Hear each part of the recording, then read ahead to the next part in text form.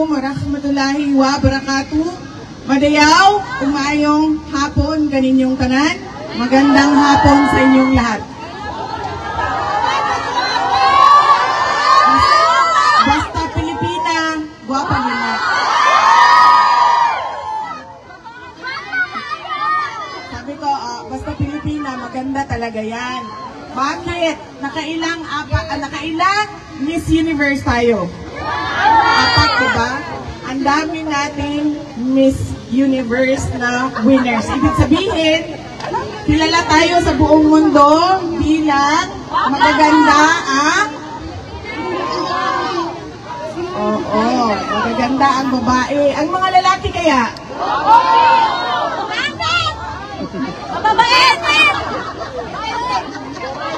May hugot ka, ma'am. Kasi pangit talaga ang mga lalaking Pilipino.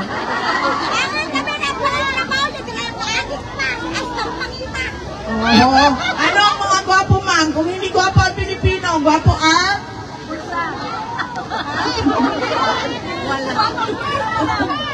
Ang mga Koreans, syempre. Kasi kailangan natin magpasalamat sa kanila. Lalong-lalo na sa ating local government unit ng Seoul at sa ating Korean police. Dahil pinahintulutan nila tayo magsama-sama ngayong hapon na ito at tumulong sila sa atin para mabuo yung ating programa ngayong hapon na ito. Kaya kailangan natin pasalamatan at palakpakan ang Korean government and Korean police. Thank you very much. Paano sabihin sa Korean yun? Kamsahamnida! Kamsahamnida! Kamsahamnida! Unahin ko po muna ang aking mga pagpapasalamat.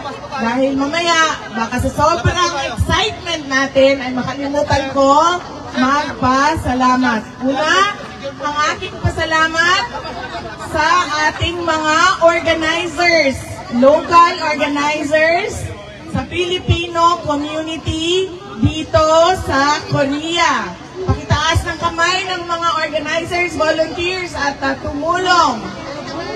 Iba't ibang grupo, una na ang Hakbang ng Maisog at iba-iba pang grupo. May listahan kayo? Na nagtulong-tulong at hirap, pagod, pawis nila ang kanilang inilaan para mabuo ang ating programa. Bislak Daegu, New Philcor, Butchon Community, Yewa Vendors, DDS Supporters Seoul, DDS Supporters Leaders Gwangju, Japan. Saan kayo? Japan Maisog, nandito? Patriotic New York, dito din. At UFG at PBP. Maraming salamat sa inyong lahat.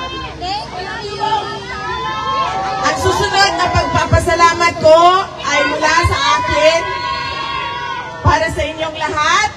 Nagpapasalamat ako sa tulong ninyo, sa suporta ninyo, sa kampanya ninyo, at sa boto ninyo para sa akin nung nakaraang eleksyong taong 2022. Maraming salamat po sa inyong lahat.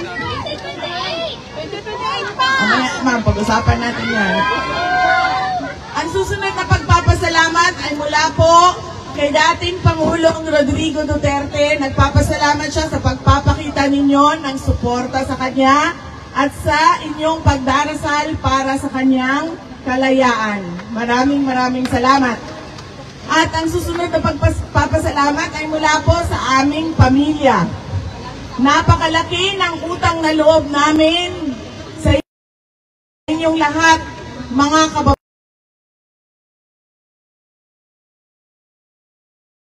Salamat sa inyong lahat. At ang huling pagpapasalamat ay sa akin at sa inyong lahat na naririto. Marami sa inyo ang may trabaho, kailangan maglaba, nagpalit ng leave, nag-abs, call sick, nag-absent galing sa ospital, Galing Tandape. at lahat busy sa buhay nila. Pero nandito kayo ngayong hapon na ito at ibinigay ninyo ang inyong oras para sa akin, para kay Senator Robin Padilla, at para sa bayan natin. Maraming salamat sa inyo. Marami sa inyo ang nagtatanong, kamusta na si dating Pangulong Rodrigo Duterte? Okay lang siya? Pinapaabot niya sa inyong lahat na huwag kayong mag-alala dahil wala naman siyang nararamdaman sa kanyang kalusugan. May edad na siya, may mga sakit na siya, oo, pero walang emergency na nararamdaman siya sa kanyang kalusugan. Kaya sabi niya, huwag kayong mag-alala at lalong-lalo na huwag kayong gumastos na pumunta doon sa Hague. Sabi niya, ayaw niya na gumagastos kayo ng pera ninyo para sa pagpapakita ng suporta sa kanya dahil mas kailangan yung pera ninyo ng inyong mga pamilya na naiwan doon sa Pilipinas. Nasa ilang days na ba siya? Sobra 100 days na siyang nakakulong doon sa prison Scheveningen sa ICC detention unit ng The Hague, Netherlands. Dalawa po ang tinatanong at hinihingi ng mga abogado ni dating Pangulong Rodrigo Duterte sa korte. Una na, ang interim release o yung pakawalan ka habang tumutuloy ang kaso. Marami sa inyo, kilala yon bilang tawag na bail. Pero sa ICC o sa Rome Statute, walang bail ang isang accused. Meron lang siyang interim release ang tawag. Paano ka ba mabigyan ng interim release? Unang-una, kailangan umattend ka ng hearing ng trial kapag sinabi ng korte na kailangan mo pumunta doon sa korte. At kaya yon gawin ni dating Pangulong Rodrigo Duterte. Dahil hindi naman siya lalayas. Paulit-ulit niyang sinabi, sumama na nga ako, pinadala ko na, tinulak niyo na ako sa airplane, dinala niyo na ako ng eroplano ninyo dito. Wala akong intensyon na lumayas. Nasa Hong Kong na ako. Pwede na akong mawala. Pero ano ang sinabi ko? Uuwi ako sa Pilipinas. At yun lang din ang sinasabi niya hanggang ngayon. Wala siyang sinasabi, magtatago ako sa Africa, magtatago ako sa Antarctica. Wala siyang sinasabing ganon. Sinasabi lang niya, gusto kong umuwi ng Pilipinas. Gusto kong bumalik ng Davao City. Ibig sabihin, sa ICC, kapag hinanap nyo yan, alam nyo kung saan hahanapin yan. Nandun lang yan. Sa Davao City. Hindi yan lalayas. Pangalawa, sinasabi doon, dapat hindi niya i-obstruct ang investigasyon o ang trial proceedings. Ang tagal na ng investigasyon, paulit-ulit sa sinasabi nilang mga krimen. 2012, hindi pa Pangulo, si Tatay Digong, pumunta na. Si Justice Secretary De Lima, nag-imbestiga siya doon. Walang kapangyarihan si dating Pangulong Duterte noon. Tumuloy-tuloy ang investigasyon. Wala siyang sinabi na itigil nyo yan, bawal yan, huwag kayo pumasok dito. Walang ganyan na nangyari. Ibig sabihin, para sa kanya, ituloy nyo lang. Noong siya ay Pangulo, Nag-file ng kaso sa ICC si Senator Trillanes. Alam na ni dating Pangulong Duterte kung sino ang mga witnesses. Hindi naman tinago yun sa atin lahat, di ba? Paulit-ulit ang investigasyon at pagbibigay testimonya ni Las Cañas at ni Matobato. Meron ba siyang ginawa kay Las Cañas o kay Matobato o kay Trillanes man? Wala.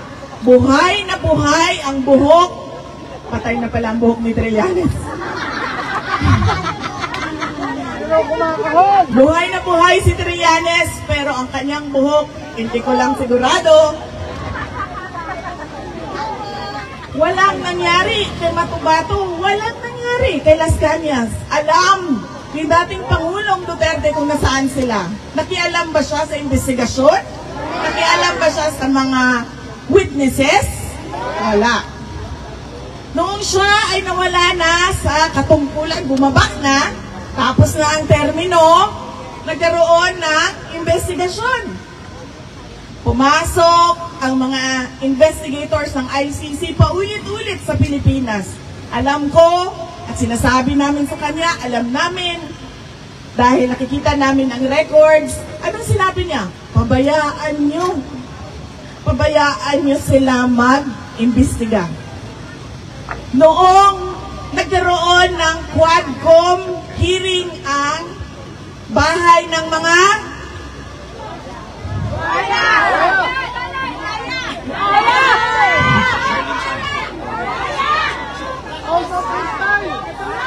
Uy, alam nyo, sandali lang ha. Mamaya na yung speech ko.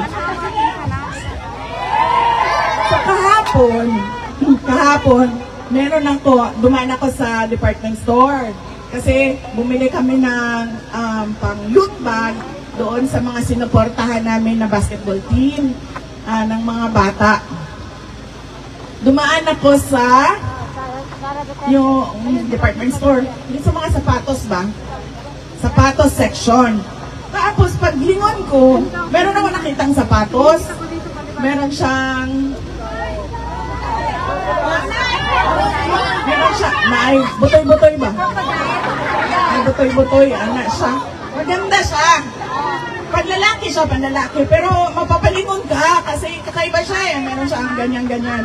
So tinanong ko yung sabi ko, is this crocodile? Sabi niya, no. Oo. Bird. Meron siya bird. Sabi ng kasama ko, ostrich yan, ostrich. Sabi ko, ostrich? How much? 60,000. 60,000 pesos. 60,000 pesos. Tapos, tinanong ko, sir, ang laki ng crocodile mo, sir.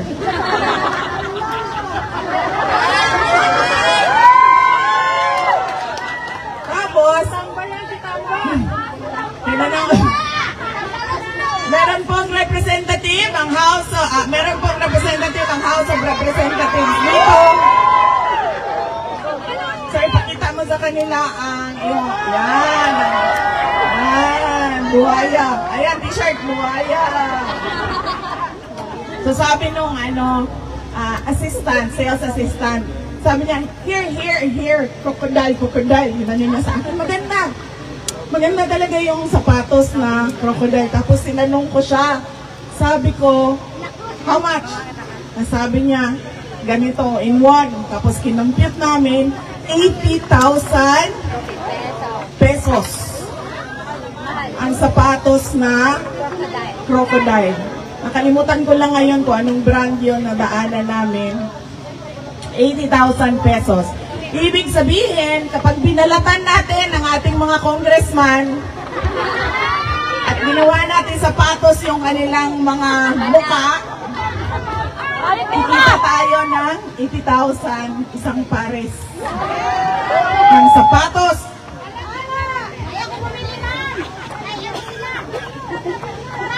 Balik ako sa Quadcom.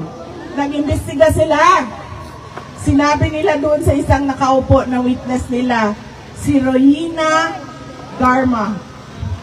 Sabi nila, Rohina, pinatay mo ang boss mo. Meron kang mga kasama, pinatay mo ang boss mo. Pero Rohina, hindi ka namin iimbestigahan sa pagpatay mo sa boss mo kung magsasabi ka laban kay dating Pangulong Rodrigo Duterte. Witness siya. Napanood natin lahat yon. Napanood yon ni dating Pangulong Duterte. Pero, may ginawa ba si dating Pangulong Duterte kay Rohina?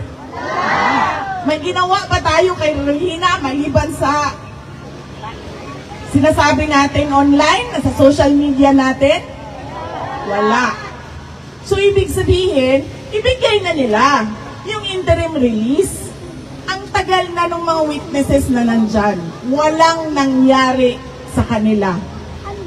Hindi pa siya Pangulo, naging Pangulo siya, hindi na siya naging Pangulo, nandyan pa rin yung witnesses na sinasabi nila. Ibig sabihin, hindi siya makikialam sa investigasyon o sa trial man. Ang susunod na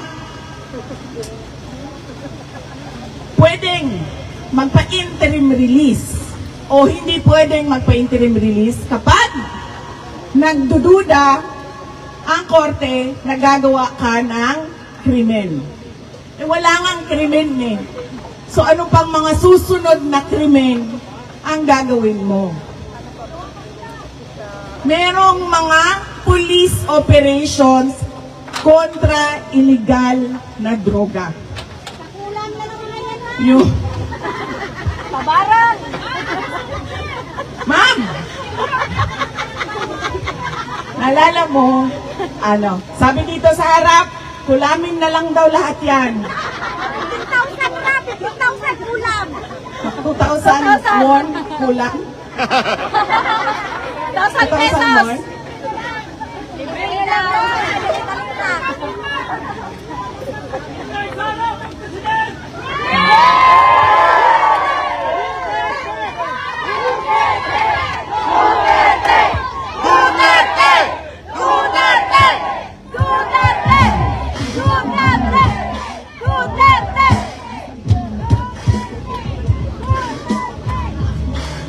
Pasensya na ha, sinisipon kasi ako na masakit yung lalamunan ko. Kasi kinain ko yung mga sasarap na ice cream ninyo dito sa Korea. Paggising ko, ang sakit na nung, meron na siyang parang bukol dito dalawa. At parang sinisipon na ako dahil sobrang init. Grabe, maninginit ninyo. Uy! Grabe init sa Korea! Meron mong tagna sa disyerto. Yes, ma'am! Normal ito? Yes, ma'am! Ito ang new normal nyo. Mag-adjust kayo. It's not new! Ganyan na talaga yan.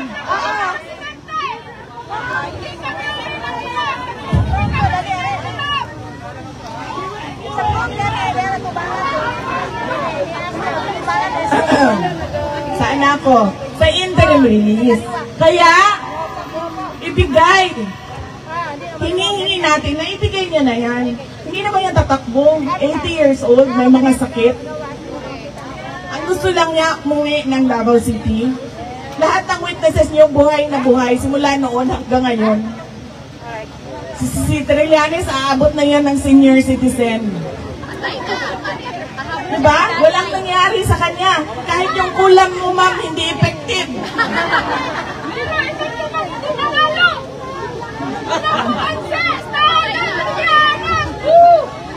Diba? Meron pa ba siyang krimen na gagawin? Wala nga ang krimen eh. So ano pang mga susunod na krimen na gagawin? Diba? So, iyan ang pakiusap sa ICC.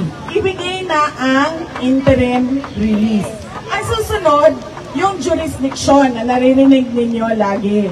Nag-imbestiga sila 1 taon pagkatapos na, lumampas na ang 1 taon pagkatapos nating umalis sa ICC. Ibig sabihin, hindi ka na pwedeng mag-imbestiga.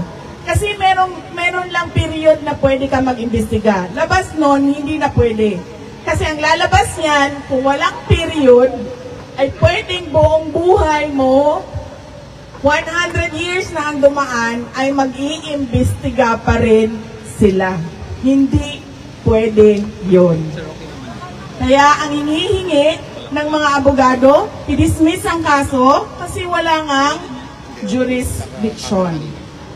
Yan ang dalawang bagay na hinihingi ni dating Pangulong Rodrigo Duterte sa ICC. At yan din ang rason kung bakit tayo nagsama-sama, nagpapakita ng suporta at sumisigaw na bring him home. Bring him home! Bring him home! Bring him home! Bring him home! Bring him home!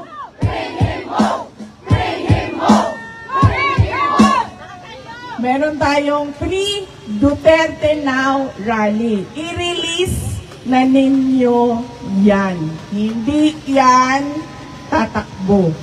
Ilang beses na siya nagsabi, a-attend siya ng trial kung sinasabing a-attend siya ng trial. Yan lang naman ang kinakatakutan nila na mawala yung kanilang akusado, yung kanilang suspect. Ang susunod ay ang ating diskusyon sa nangyayari sa ating bayan. Dahil nabudol tayong lahat. Huwag na nating banggatin. Inday Sara, kasalanan mo ito lahat.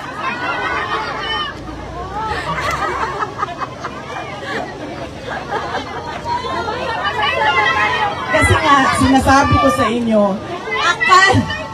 akala ko kasi, di ba kasi, nakita naman natin kung ano yung ama. Nakita natin yung martial law. Nakita natin kung anong klaseng korupsyon at ill-gotten wealth ang nilamas nila sa Pilipinas. Akala ko, oo nga, nagkamali nga ako sa akala ko. Akala ko, ang gusto niya ay mas magandang Pilipinas kung ano yung nakikita at nararamdaman at tinitirhan natin ngayon. Kasi bakit ba? Kasi nandoon yung mga anak natin. Na sila din yung susunod na mga Pilipino na maninirahan sa ating bayan. Kaya gusto natin, iiwan natin ang maayos, maganda, maunlad, may disiplina, na mga mayaman, na mga Pilipino, at na bayan. Hindi ko maintindihan kung bakit hindi ganyan ang paningin niya sa kanyang kailangan gawin para sa bayan.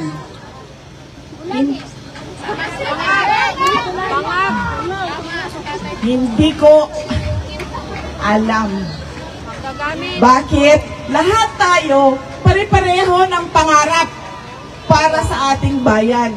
Pero merong iilan, ang malas pa natin, nakaupo sila lahat sa posisyon sa gobyerno, hindi pareho sa atin ang kanilang pangarap para sa bayan.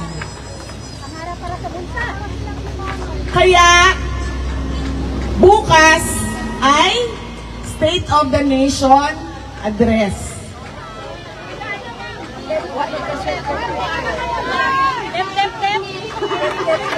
Sayang ang data.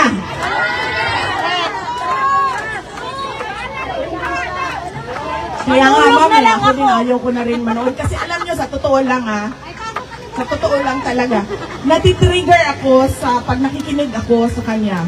Yung, naiirita ka ba? Minsan lampas irita na siya, minsan galit na siya. Kaya gusto mo na basagin yung screen ng cellphone mo. Kaya pareho tayo, ma'am, eh. Hindi na ako manonood, babasahin ko na lang. Huwag na rin Kasi magbasa. kailangan natin magbasa. Kasi kailangan natin malaman kung ano na namang pambobola ang sinasabi sa taong bayan. Ano na namang pambubudol. Ipunin ang tubig baha. Hindi ko lang. At mag-swimming ka na lang dyan kasi ganyan talaga. May bagyo, may baha. So bakit? Kung ganyan talaga, may bagyo, may baha, new normal na yan, at ganyan na talaga yan, bakit ang daming flood control projects? Bilyon-bilyon. Control nila yun. Nasa bulsa. Bakit? Hindi na. Yung sinasabi niya, at yung sinasabi niya sa susunod na araw, o sa susunod na linggo, magkaiba. Hindi na siya, wala na sa wisyo, sa Tagalog. Tulad na lang din ng 20 ang bugas. 20 ang bugas. Hindi ko alam kung saan galing yung naisip niya, na ipinangako niya para sa taong bayan na gagawin ng pamahalaan na 20 pesos ang kilo ng bigas. Kung alam niya na hindi magagawa yon, ibig sabihin noon siya ay nagsisinungaling, nambubudol. Una sa lahat, yung budget natin. Yung budget ng bayan, paano ba? Hinahati-hati lang ng mga congressman, ng mga boss mo, sir. Ikaw man representative nila. Hinahati-hati lang nila.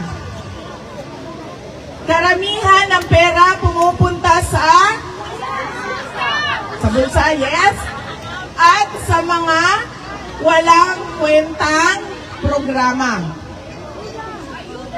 Kasi hindi siya nabibigay sa mga priority programs ng government.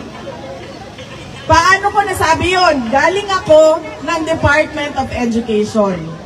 Pinapirma nila ako ng budget kung saan buong budget ng school building program ay hinati-hati ng mga iilang congressman.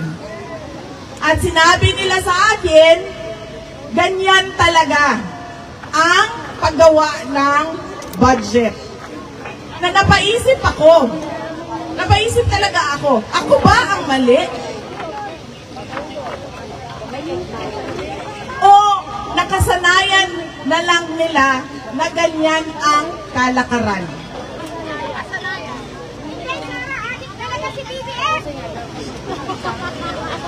Hindi napupunta sa totoo at tamang proyekto para sa bayan ang ating budget. Pangalawa, ang laki ng utang natin. Dahil yung budget ay inuutang. Mag-utang ka para ka gumawa ng tulay mula sa Sorsogon papuntang Samar, mula sa Leyte papuntang Surigao, at pabalik ka naman Zamboanga papuntang Dumaguete, Dumaguete papuntang Siquijor, papuntang Cebu. Kung mangungutang ka para itulay mo yan lahat, okay lang. Pero kung mangungutang ka dahil ibibigay mo 5,000, 5,000, 5,000, 3,000 sa'yo, 2,000 sa akin, 5,000 sa akin, 5,000 sa'yo, wala kang makikitang pagbabago at kaunlaran sa bayan. Dahil mali ang paggamit ng pera na inutang. At paano mo yon mababayaran? Doon sa mga bigay mo, bulsa mo, walang babalik na investment sa ekonomiya. Hindi tataas ang ekonomiya. Dahil pangit pa rin ang bayan. Bagsak pa rin ang iba't ibang lugar natin.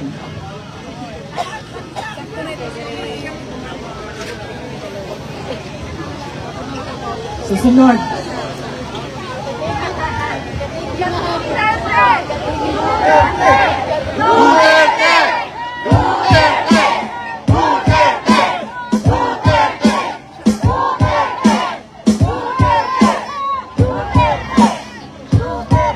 Anong oras na? Alas 4? Okay. Kasi sabi nila hanggang alas 5 lang daw tayo dito. Sanyasan ninyo ako pag umabot na tayo ng 4:30 ha, kasi magpicturan pa tayo. Ang dami natin. Okay? Asan ako? Sa Sona bukas, bubudol na naman sila. Ang susunod ay yung walang klarong independent foreign policy. Nasa saligang batas natin yon. Nasa konstitusyon yon. Na hindi tayo kikiling kahit kanino man na dayuhan para sa ating bayan. Pero anong nakikita natin ngayon? Ang nakikita natin ay ang militarisasyon ng ating bayan. Ang pagpapasok ng mga Amerikano sa iba't ibang lugar sa ating bansa. Ang paglalagay ng factory ng armas sa ating bansa. Anong sinabi ni President Trump noong meeting nila? Ang sabi ni President Trump, they tilted towards the China. And, anong sinabi niya? Naayos namin yon. And now, it is tilting towards the United States. Ano ibig sabihin ng tilt? Di ba sumasandal? Anong tilt sa Tagalog? Kuya. Kumikiling. Kumikiling na ang ating foreign policy papunta sa US. Hindi ko word yan. Hindi ko salita yan. Napanood natin yan na sinabi. Kumiling ang Pilipinas sa Amerika. Hindi tama yon. Kasi ang nakalagay sa ating konstitusyon ay independent foreign policy. Ibig sabihin, wala ka, hindi ka kikiling.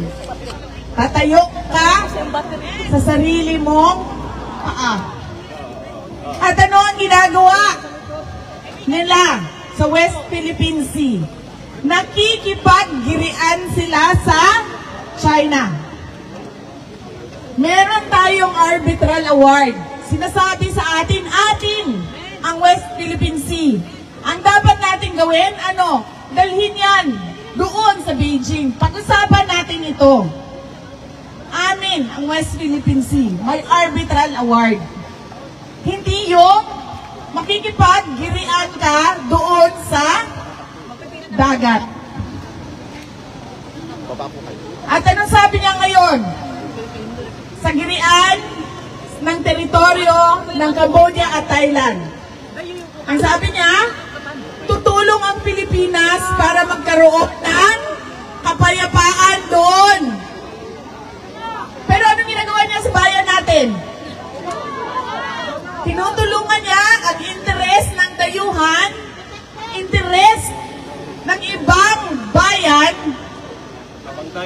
na makipaggirian sa ibang bansa. Kaya sinasabi ko, hindi ko lang alam kung napapansin niya. Iba ang sinasabi niya ngayong araw na ito at iba din ang sasabihin niya sa susunod na linggo, sa susunod na buwan.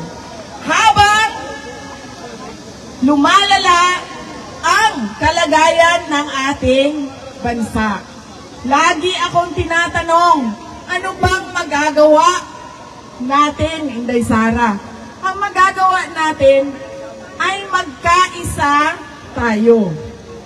Sabihin natin sa pamahalaan, maraming maling pulisiya.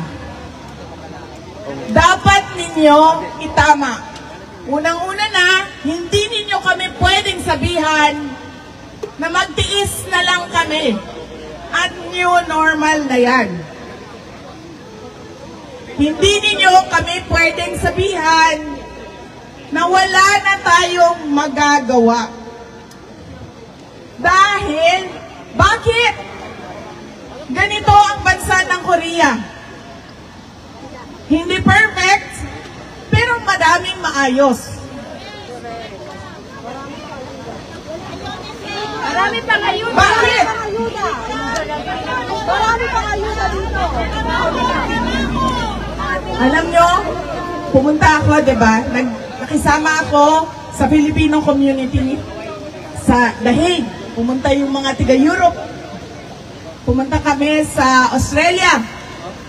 Pumunta kami sa Qatar. Pumunta kami sa dito sa inyo, sa South Korea. Ang susunod namin ay sa Kuwait. Wala pang date. Hanggang ngayon. Wala sa kalingkingan ng lahat ng bansa na ito ang Pilipinas. Dahil walang nagmamalasakit na magsabi na pilitin natin ibangon ang ating bayan. Na hindi pwedeng okay na ito. Bayan ito ng mga anak natin. Patapos na tayo. Anong edad ko? 28.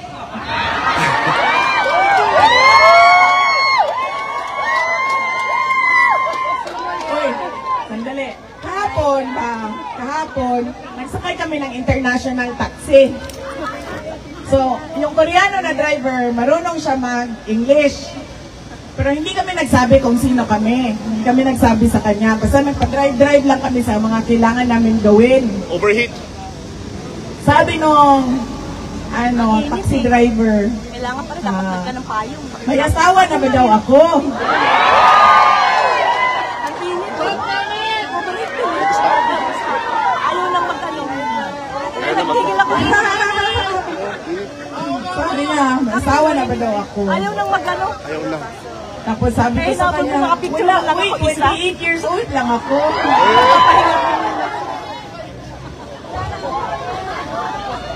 Oh, 28 years old lang ako. Patapos na ako sa mundo na ito. Yung anak ko, 8 years old pa lang. Ayaw ko na iiwan yung bayan natin na magulo.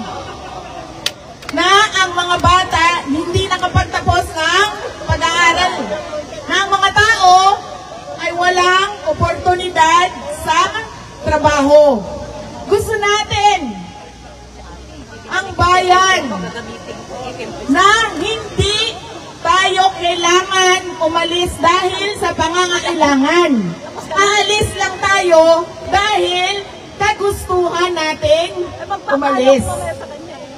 Ayaw natin ng future na kailangan nating iwanan ang ating mga anak. Kasi dito sa bayan natin sa Pilipinas, walang trabaho, walang kita, walang oportunidad. Ayaw natin yun. Ayaw natin na mag-iwan ng lubog Picture na ako. sa utang at hindi maayos na Pilipinas sa ating mga anak. Yan yung kailangan natin ipaintindi sa mga tao na magsi-State of the Nation address. Yung mga kasamahan niya doon, magpapalakpakan sa lahat ng sinasabi niya na hindi naman natin nararamdaman doon sa ating mga barangay, doon sa ating mga tahanan. Kasi kahit ano ba man ang sabihin nila, yung mga picture nila, yung mga numbers nila, mga sulat nila, hindi natin nakikita sa ating mga komunidad. Kailangan natin ng mas maayos na pamamahala sa ating bayan. We deserve better. Hindi kami ang sasabihan, hindi tayo ang sasabihan na okay na yan. Ganyan talaga yan. Hindi pwedeng ganyan ang sagot ng gobyerno.